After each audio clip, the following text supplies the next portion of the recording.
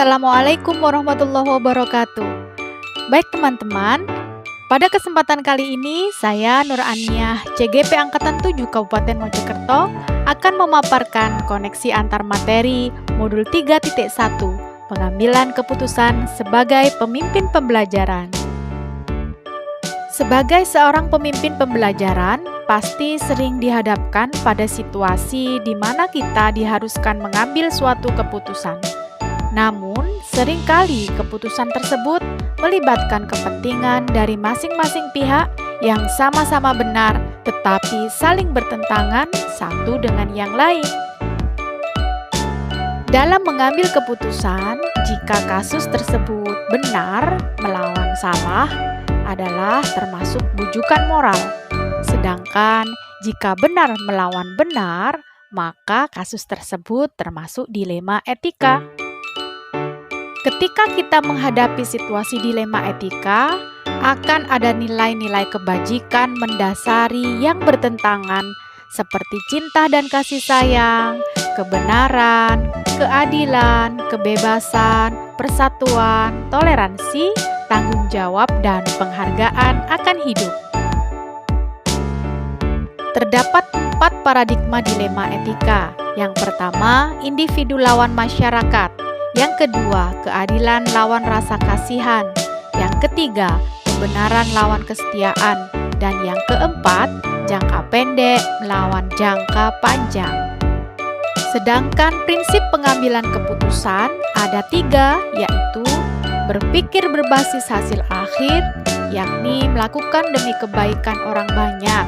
Yang kedua, berpikir berbasis peraturan, yakni menjunjung tinggi prinsip-prinsip atau nilai dalam diri. Dan yang ketiga, berpikir berbasis rasa peduli, yakni melakukan apa yang Anda harapkan orang lain akan lakukan kepada Anda. Adapun 9 langkah pengujian pengambilan keputusan diantaranya adalah: yang pertama, mengenali nilai-nilai yang saling bertentangan. Yang kedua, menentukan siapa yang terlibat. Yang ketiga, mengumpulkan fakta yang relevan. Yang keempat, pengujian benar atau salah. Yang kelima, pengujian paradigma benar lawan benar. Yang keenam, melakukan prinsip resolusi. Yang ketujuh, investigasi opsi trilema. Yang kedelapan, membuat keputusan. Dan yang kesembilan, melihat lagi keputusan tersebut dan merefleksikannya. Baiklah teman-teman, kita kupas satu persatu 9 langkah pengambilan keputusan penyelesaian dilema etika tadi ya. Yang pertama, mengenali nilai-nilai yang saling bertentangan. Dalam situasi ini, mengharuskan kita untuk mengidentifikasi masalah yang perlu diperhatikan. Juga membuat kita menyaring masalah yang betul-betul berhubungan dengan aspek moral. Langkah yang kedua adalah menentukan siapa yang terlibat. Dalam situasi ini, kita harus tahu antara siapa dengan siapa masalah tersebut terjadi.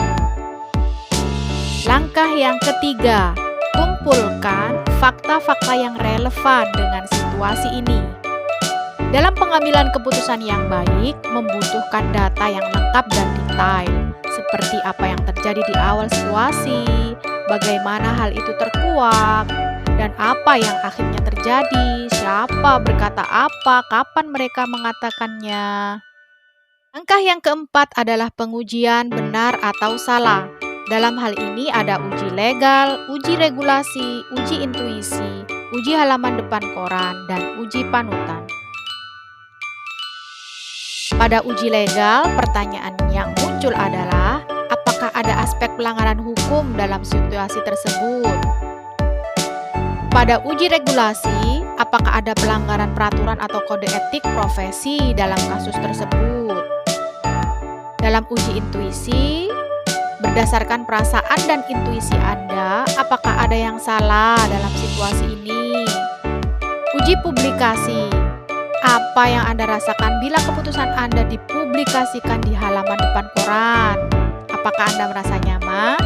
Bila Anda tidak merasa nyaman, kemungkinan kemungkinan kasus tersebut bukanlah kasus dilema etika, tetapi rujukan moral. Dan yang terakhir, uji panutan. Kira-kira apa keputusan yang akan diambil oleh panutan atau idola Anda dalam situasi ini? Nah, jika situasi gagal melalui salah satu uji tersebut, maka kita tidak perlu melanjutkan pada langkah berikutnya. Kemungkinan besar situasi tersebut adalah bujukan moral, bukan dilema etika. Langkah kelima adalah pengujian paradigma benar melawan benar. Dalam hal ini, dari keempat paradigma berikut, paradigma mana yang terjadi? Yang pertama, individu lawan masyarakat. Yang kedua, keadilan melawan rasa kasihan. Yang ketiga, kebenaran lawan kesetiaan. Dan yang keempat, jangka pendek lawan jangka panjang. Kemudian, langkah keenam adalah melakukan prinsip resolusi. Dari 3 prinsip penyelesaian dilema, mana yang akan dipakai?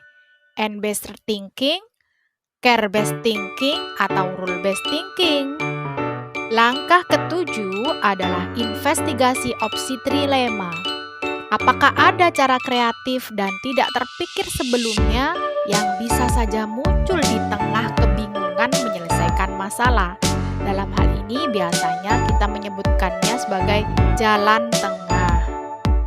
Nah, langkah ke-8, buat keputusan. Akhirnya kita akan sampai pada titik di mana kita harus membuat keputusan yang membutuhkan keberanian secara moral untuk melakukannya. Terakhir, langkah ke-9, lihat lagi keputusan dan refleksikan. Ketika keputusan sudah diambil, lihatlah kembali proses pengambilan keputusan dan ambil pelajarannya untuk dijadikan acuan bagi kasus-kasus selanjutnya.